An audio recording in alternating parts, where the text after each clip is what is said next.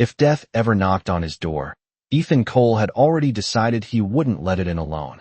The skillet hissed softly, a thin curl of steam rising into the dim kitchen light as butter melted across its surface, the scent warm and familiar, grounding in a way nothing else had been for a long time. The small wooden house, sitting miles from the nearest town, wrapped in quiet, the kind of quiet that pressed against the ears until it almost felt like sound. Ethan stood barefoot on worn floorboards, flipping a piece of chicken with steady hands, his movements precise, practiced, the radio on. The counter murmuring low static more than music, something to fill the space that used to belong to voices, laughter, another chair at the table that still hadn't been moved, still clean, still waiting. He didn't look at it anymore, not directly, just the edge of it sometimes, like a shadow he refused to turn toward.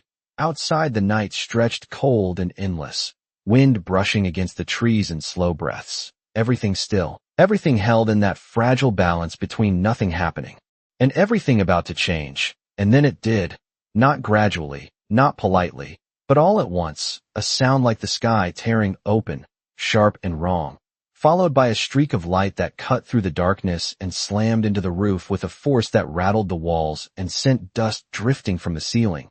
With splintered, something heavy crashed through the structure and into the living room with a deep, final thud that seemed to echo longer than it should. The radio cut out, the skillet hissed louder as the butter began to burn, and Ethan didn't flinch, not the way most people would. He simply turned his head slightly toward the sound, eyes narrowing just enough to focus, as if assessing a problem instead of reacting to a threat. His heartbeat steady, measured, like it had been trained to ignore the sudden and the loud. He lowered the heat on the stove without rushing, the small click of the knob unnaturally calm against the aftermath of impact. Then he reached for a clean towel, wiping his hands slowly, methodically, as if whatever had just fallen into his home could wait a few seconds longer. The smell of smoke now mixed with something else, something metallic, unfamiliar, drifting in from the other room. He stepped forward across the floor, each movement deliberate, boots by the door untouched as he moved barefoot through scattered debris, broken wood crunching lightly beneath his steps, the air warmer near the breach, faint heat radiating from whatever had come through.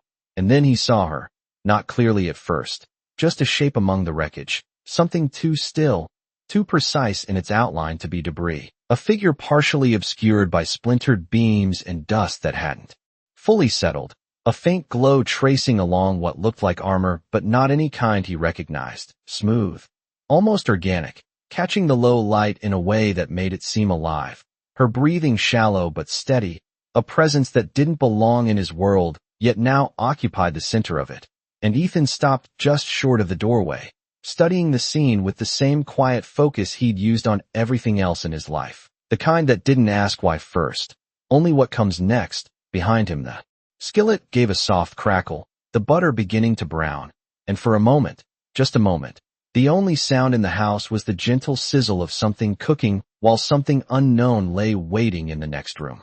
The smell reached him first, sharper now, threaded with something sterile and cold beneath the burnt butter, a scent that did not belong to wood or metal or anything made on earth. Ethan stepped fully into the doorway, eyes adjusting as the dust settled in slow drifting sheets, revealing more of the figure beneath the collapsed beams. She was taller than he expected, even lying at an angle across the broken floor, limbs arranged with an unnatural precision that suggested control even in stillness. Her skin held a muted blue tone beneath the fractured light, not painted, not artificial, but something inherent, something alive. Faint lines traced along her arms like veins of dim light pulsing at irregular intervals. The armor she wore did not sit on her body so much as grow from it, smooth plates layered over her form, shifting almost imperceptibly as if responding to her breathing. Ethan did not step closer immediately. He watched, listening, the kind of listening that went beyond sound, waiting for movement, for intention, for anything that would tell him whether the thing in his living room was a threat or just another broken piece of the universe that had fallen too far. Her chest rose once, shallow, then again, steadier, and then her head turned, just slightly, enough for one eye to open. It was not human, not even close. the iris a pale silver that caught the light and held it, reflecting him back in a way that felt too sharp, too aware.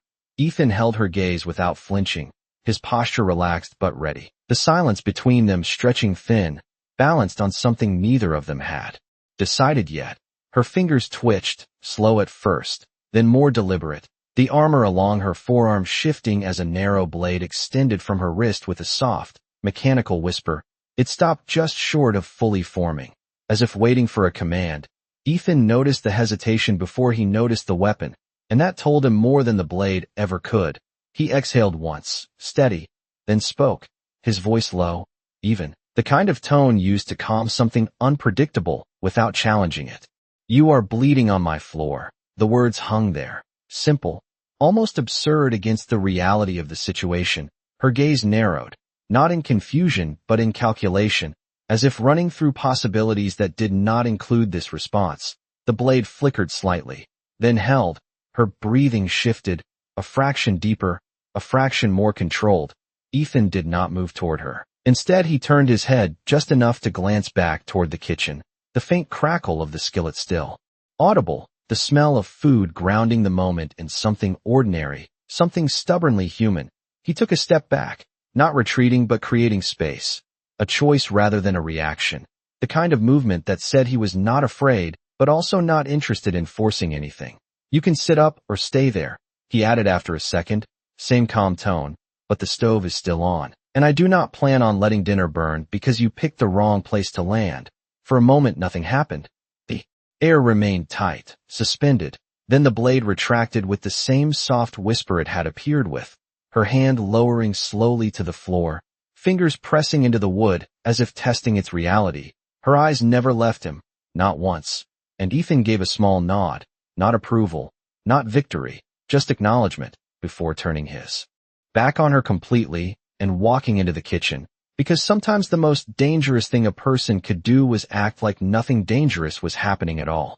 The pan sizzled louder as Ethan slid the chicken across its surface, the golden edges catching the light while he adjusted the heat with a practiced motion, as if the presence behind him had already been accounted for, as if it belonged somewhere between the stove and the quiet hum of the house. He reached for a second plate without looking back, setting it down beside the first with a soft ceramic click that echoed more than it should have in the stillness. Behind him the floor creaked once. Then again, lighter this time, controlled. He did not turn, not yet. He let the sound exist without reacting to it, the same way he had learned to let storms pass without stepping outside to challenge them. A faint shift of air told him she had moved closer to the doorway, her presence no longer buried in debris but upright now, balanced. Watching, the kind of watching that measured distance, timing, outcome.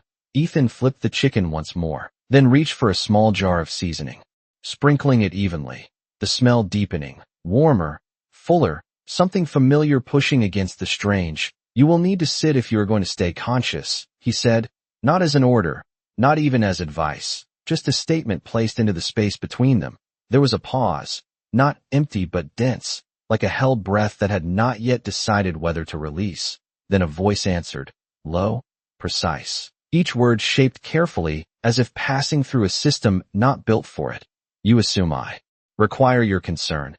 Ethan allowed the faintest hint of a smile to touch one corner of his mouth, still not turning. "I assume you fell through my roof," he replied, "and that tends to come with side effects." Another step behind him, closer now. He could feel the difference in temperature, a subtle shift, as if her body carried a different calibration of heat. He plated the food, dividing it evenly without thinking, then added a slice of bread to each plate, simple, balanced, intentional. When he finally turned, she was there in the doorway, fully upright, one hand resting lightly against the frame for support, though she tried to hide it.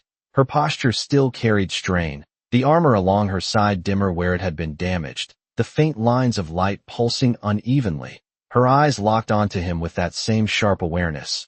But something else had joined it now, something quieter, harder to name, confusion, maybe, or curiosity that had not yet decided to admit itself.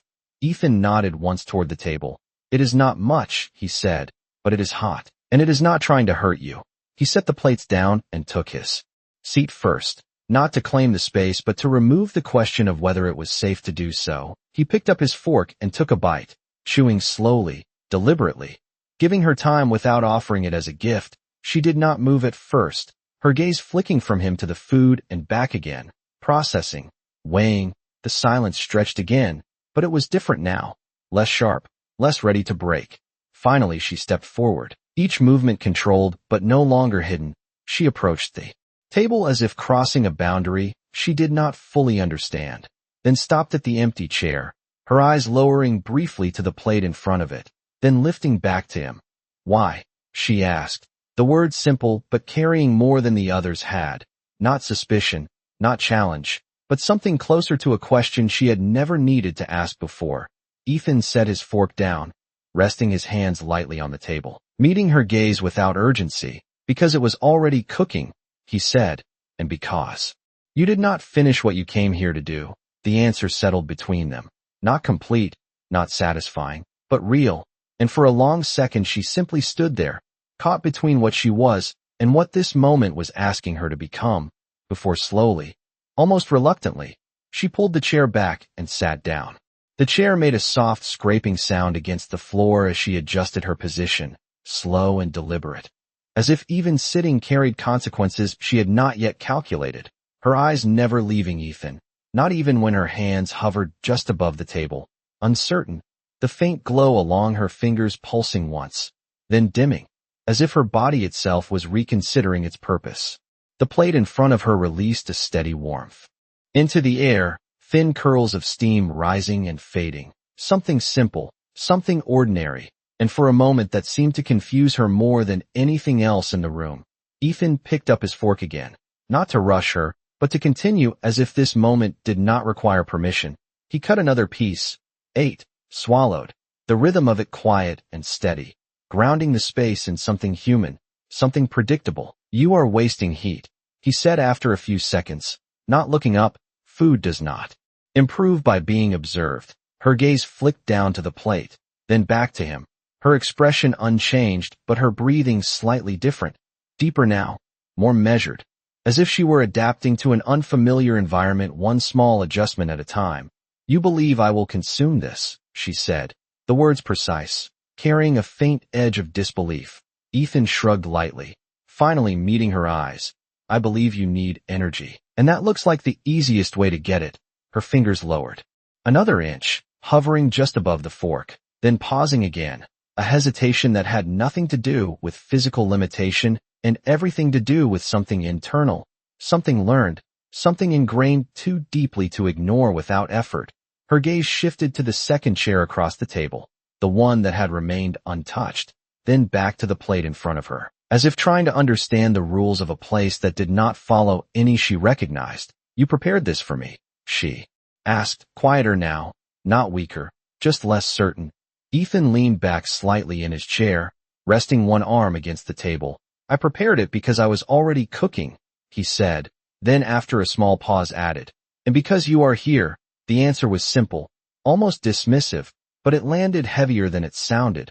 Her hand finally closed around the fork, the movement slow, careful, as if the object itself might react. She lifted a small piece of food, holding it in the air for a fraction, longer than necessary, studying it with the same intensity she had used on him.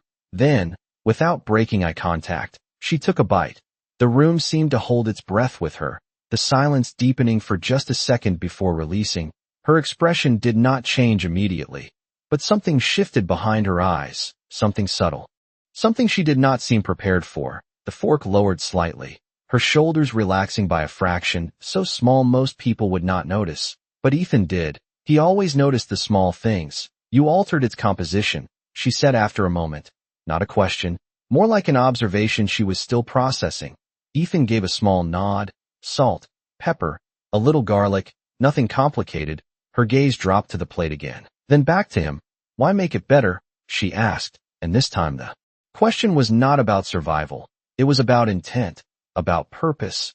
Ethan considered that for a second, then gave a quiet answer. "Because it can be." The words settled into the space between them, simple, almost insignificant, but they did not fade the way most words did. They stayed, lingering in the air like the warmth from the food, and for the first time since she had arrived. The tension in the room did not feel like something waiting to break. It felt like something slowly, carefully, beginning to change. The second bite came easier than the first, not because the act had become familiar, but because the resistance inside her had shifted, loosened just enough to allow motion without constant correction. She did not rush, each movement still precise, controlled, but no longer hesitant in the same way.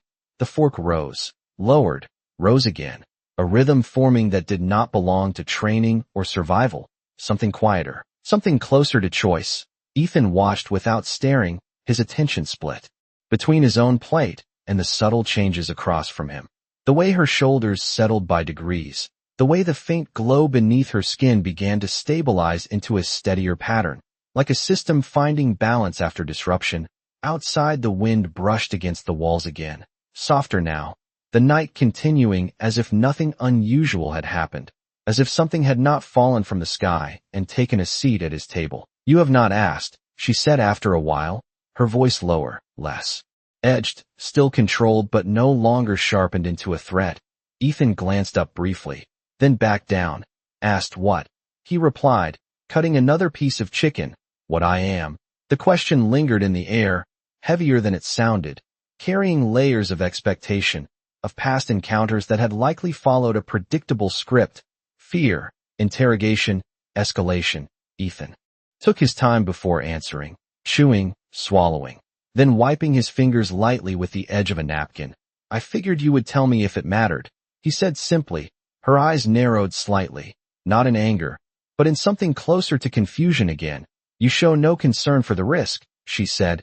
Ethan leaned back a fraction, resting his gaze on her fully now. The lines around his eyes soft but tired in a way that had nothing to do with sleep. "Concern changes outcomes when you can control them," he said, then added after a small pause.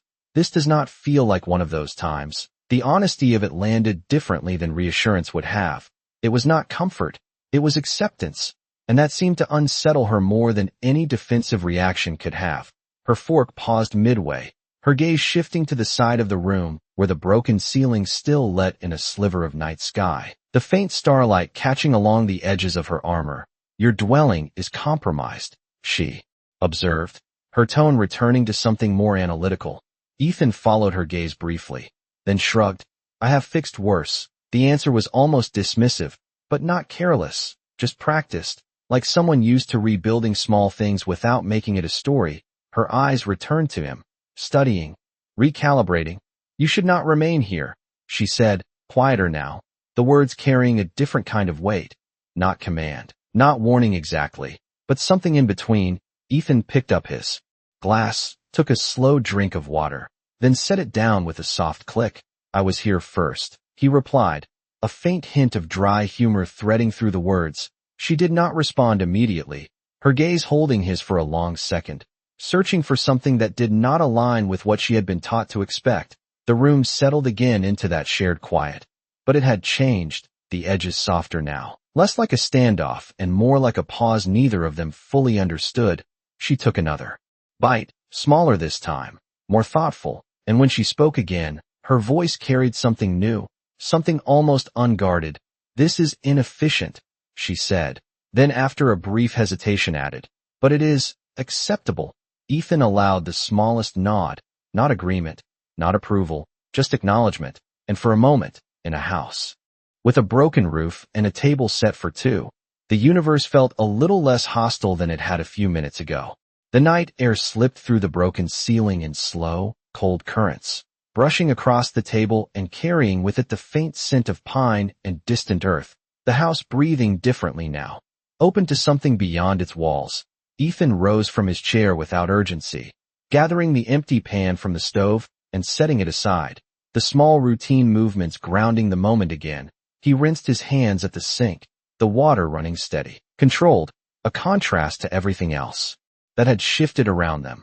Behind him she remained seated, but not still, her posture adjusting in subtle increments, her attention no longer fixed solely on him but expanding outward, scanning, listening, the faint lines of light beneath her skin flickering once, then stabilizing again as if responding to something neither of them could yet hear. "You sense it," she said quietly. Not a question.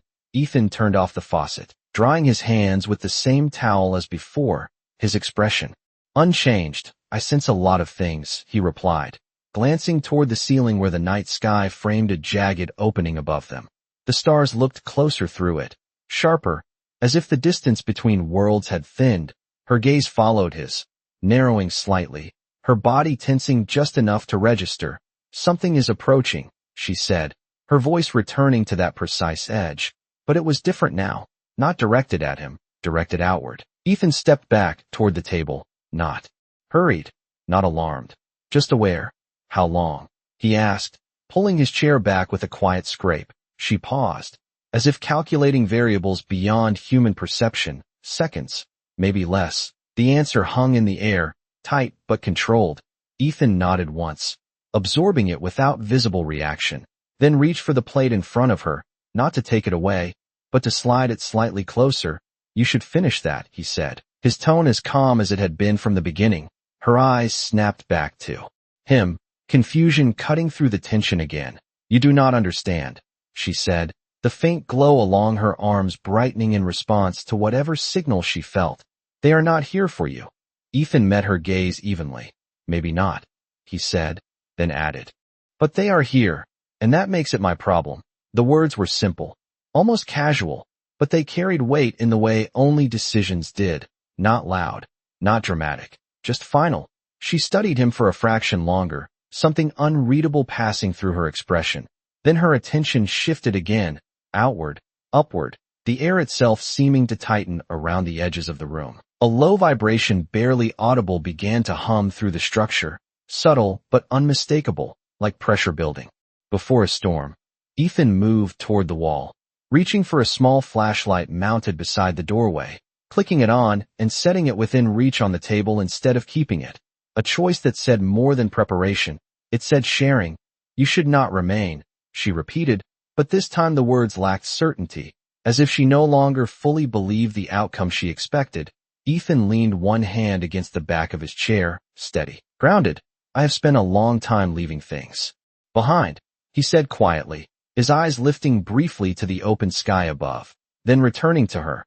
"I am not doing that tonight." The hum grew slightly stronger, the air shifting in pressure, and for the first time since she had entered his home, she did not look at him like a target, or even an unknown. She looked at him like something she had no category for, something that did not fit into any system she understood, and that, more than anything else, unsettled her. The hum deepened into something more defined, not louder but clearer, like a signal finding its shape. The air above the broken ceiling bending ever so slightly, as if the night itself were being pressed inward. Ethan felt it in his chest more than he heard it, a subtle weight that did not belong to gravity. He remained where he stood, one hand resting against the chair, his breathing steady, measured, while across from him she had already shifted into something else entirely, her posture no longer adaptive but precise, every line of her body aligned with purpose, the faint glow beneath her skin intensifying in a controlled pattern, no longer unstable, no longer uncertain. "They are scanning," she said, her voice low, focused, each word stripped of anything unnecessary. Ethan followed her gaze upward, the stars above now partially obscured by a faint distortion, like heat, rising from asphalt on a summer road, only colder, sharper. "Looking for you?" he asked, not as a guess, but as a confirmation. She hesitated for the smallest fraction of a second, then answered, "Yes." The word carried no pride, no fear, just fact. Ethan nodded once, absorbing it, then moved toward the front door, not to leave, but to check it, the old lock still in place, the wood solid despite the impact elsewhere. He rested his hand on the frame for a moment, grounding himself in something familiar. Behind him the hum shifted again, a subtle pulse now layered within it, rhythmic, deliberate. "You cannot remain visible," she said, rising from the chair in one smooth motion. Whatever strain had been in her earlier movements now gone, replaced by something efficient, practiced. Ethan turned back toward her, leaning lightly against the doorframe. "I was never trying to be visible," he replied, a faint trace of dry humor returning despite the tension in the air. Her eyes narrowed, not at the words, but at the tone, at the way he refused to match the urgency of the moment. Your species does not survive encounters like this, she said, not as an insult, but as a statement drawn from experience. Ethan pushed off the frame and stepped back toward the table, his movements still unhurried, still deliberate. We survive plenty of things we are not supposed to, he said, then reached for the flashlight and slid it a few inches closer to her side of the table. Take that, he added, not a command, just an option placed within reach. She looked at the object briefly, then back at him, confusion flickering again beneath the focus. You are equipping me, she said. Ethan shrugged lightly. You seem like the one who knows what is coming. Makes sense you would have what you need. The logic was simple, almost obvious, but it disrupted something deeper in her understanding, something about roles, about expectations, about who prepares and who reacts. The hum above them sharpened suddenly, the distortion tightening into a more defined shape, a faint outline forming against the night sky, still indistinct but unmistakably present. Her attention snapped upward fully now, her body aligning toward it. They have located me, she said, and this time there was no hesitation, no uncertainty, just clarity. Ethan followed her gaze, his eyes narrowing slightly as he tried to make sense of what he was seeing. Then he exhaled once, steady, and pulled out the second chair beside him, turning it slightly so it faced the doorway instead of the table. You should sit, he said, the same calm tone as before, the same grounded certainty. Her head turned toward him sharply, disbelief cutting through the tension for just a second. You do not understand the scale of what is arriving, she said. Ethan met her gaze without flinching, then gave a small nod. Maybe not, he admitted, then added, but I understand dinner, and you have not finished. The words hung there, absurd against the pressure building around them. And for a moment, just a moment, the hum, the distortion, the approaching unknown all seemed to pause at the edge of something neither of them could define. Because in a house with a broken roof and a table still set for two, he was still choosing to act like this moment belonged to him. And that choice was louder than anything coming from the sky. The distortion above them tightened into a defined edge, a silent presence pressing down through the open roof, like something observing without needing to be seen. The hum no longer a background sensation, but a steady, controlled pulse that filled the air between each breath. Ethan stood beside the table, unmoving, his eyes fixed upward for a moment longer before lowering back to her. She had not sat, not yet. Her body held in that precise alignment of readiness, every line of her posture tuned to react. But something in her expression had shifted again, not fear, not exactly, but hesitation layered over instinct. They are waiting for confirmation, she said quietly, her voice no longer sharp but measured, as if she were translating something only she could hear. Confirmation of what? Ethan asked, his tone unchanged, grounded in the same calm that had carried through everything so far. That I am alone, she answered, the words settling heavily in the space between them. Ethan nodded once, processing, then reached forward and gently nudged the plate closer to the center of the table. The motion small, deliberate. You are not, he said, the statement simple, almost understated, but it landed differently than anything else had. Her gaze snapped to him, searching his face for something she could categorize. Something predictable. You do not understand the implications of that claim, she said, her voice quieter now, less certain. Ethan met her eyes, steady. I understand enough, he replied, then added, they are outside, I am inside. That seems like a line worth keeping. The logic was not strategic, not tactical, but it carried its own kind of clarity, something rooted in place rather than outcome. Above them the distortion shifted again, the faint outline sharpening into a more structured presence. Still silent, still watching, but closer now, the pressure in the air increasing just enough to make the walls creak softly in response. She turned her gaze upward once more, her jaw tightening slightly, as if bracing for something she could not delay. They will breach, she said, not as a threat, but as a certainty. Ethan followed her gaze briefly, then reached for his glass, taking a slow drink before setting it down again with a quiet, deliberate click. Then we will deal with that when it happens, he said, the words carrying no defiance, No challenge, just acceptance. She looked back at him, something breaking through the structure of her composure, something unfamiliar. Why? She asked again, but this time the question was different, deeper, not about the food, not about the moment, but about him, about the choice he continued to make without hesitation.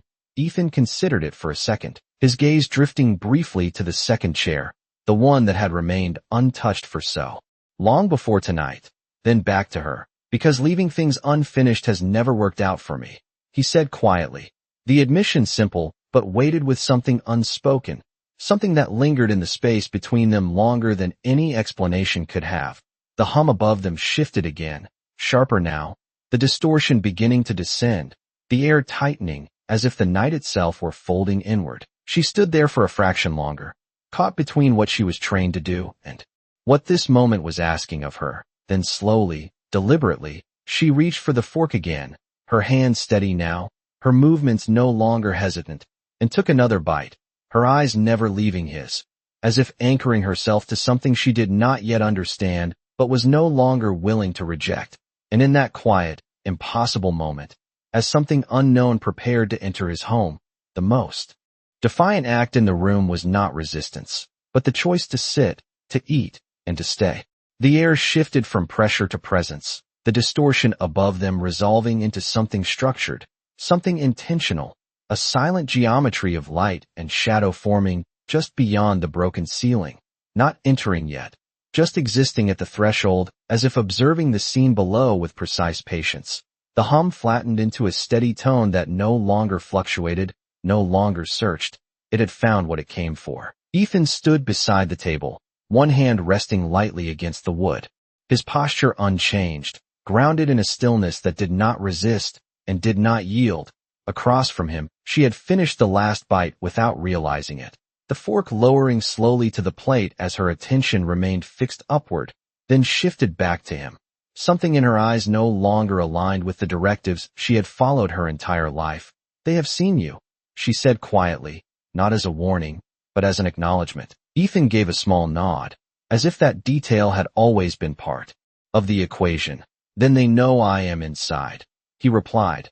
Simple, factual, the kind of statement that did not escalate anything.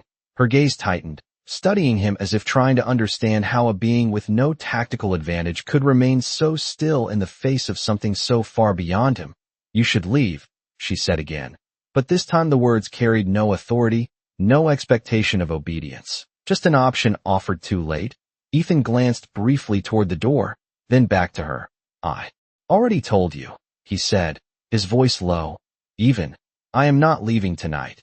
The sentence settled into the room like something permanent, something that did not require repetition. Above them the structure shifted, a faint line of light descending just enough to touch the edge of the broken roof, not breaking it further, not forcing entry, just marking a boundary between outside and inside, between what belonged to them and what did not. She followed that line with her eyes, then slowly, deliberately, she stood from the chair, her movements no longer defensive, no longer preparing for immediate action, but something else entirely, something chosen. Her hand hovered briefly over the table, then lowered, resting flat against the surface where the warmth of the plates still lingered. Her fingers spread slightly, as if anchoring herself to that sensation, to this place, to this moment. "You have altered the outcome," she said, her voice softer now, stripped of calculation. Ethan tilted his head slightly, not in confusion, but in quiet acknowledgement. "Outcomes change all the time," he said. "We just notice the ones that matter." She looked at him for a long second, something unspoken passing between them. Then her gaze lifted once more toward the presence above, and, for the first time since her arrival, she did not align herself with it, did not respond to it as something she belonged to. Instead, she stepped back from the table and moved to stand beside Ethan, not in front of him, not shielding him, just beside him, equal in the space they now shared. The line of light above them held steady for another moment. Then slowly, almost imperceptibly, it began to withdraw, the hum fading with it, not in defeat, not in retreat, but in recognition of something that no longer fit its parameters. The night air returned, softer now, filling the space where pressure had been.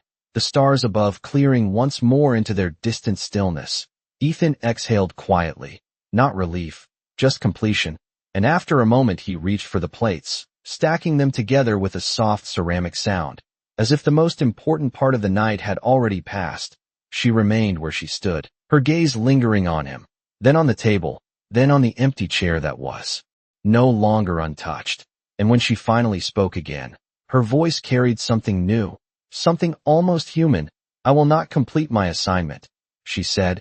Ethan nodded once, not surprised, not questioning, just accepting the statement as it was.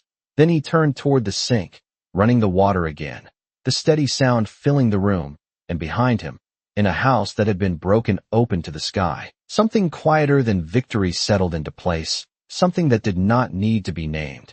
Because for the first time in a long time, nothing had been taken and nothing had been left unfinished.